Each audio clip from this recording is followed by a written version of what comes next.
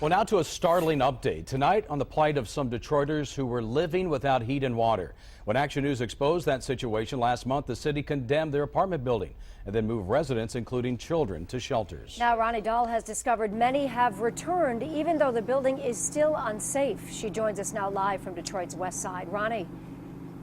Yeah, and you know, we have some breaking news on the situation to tell you about. Just about 5 minutes ago, you see two Detroit police officers, their cruisers actually did just pull up here to the apartment building. They went inside.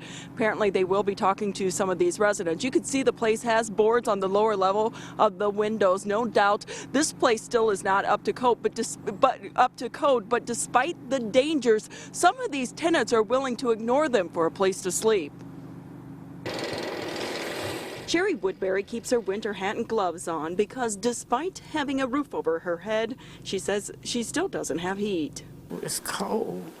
It's cold in here. It's wet, it's damp, it's nasty. Sherry shouldn't be living here. Last month, she and other tenants of this apartment building on West Grand Boulevard were told to leave after Action News revealed they were living in deplorable conditions. The place had no running water, no heat, and busted pipes. The fire department declared the building unsafe. The city condemned it, and residents were offered housing at a shelter. The owner, Jane Yang, told us she was making repairs. Would you live there? I don't live here. I'm not living here. I know you don't live here. You live in your nice house in Novi. Would you live in this place? But Yang has not completed the repairs, and residents are not allowed to move back in. How many other people are living here still? About 12 other people in this building. Sherry and her fellow tenants know they're living on the edge, ignoring signs posted that they can't be here. But Sherry says they don't want to leave their belongings. She hasn't been able to find another place to live yet, so despite the conditions, this is home, again, for now. My back is against the wall. I'm hurt.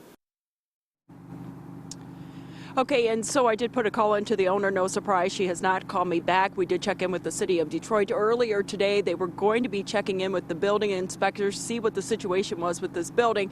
They're still checking, but once again, Detroit police arriving here just about 5 minutes ago. 4 officers walked into the building to talk to these tenants. We don't know who called them, if it was actually the owner of the building or if it was prompted by our inquiries into the city of Detroit. We're going to stay out here and try to get you more information. For now, we are live on the city's west side.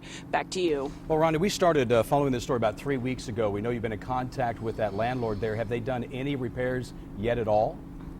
Yeah, some repairs have been done. You know, the water is running in a few of the apartments, not all of them, but the place is still not up to code. And I will say there are signs posted throughout this building telling people they shouldn't be living here, but we're told that the owner is kind of turning the other cheek, so to say, just so that these people can have a place to stay. They're that desperate that they're willing to live under these conditions. Pretty sad.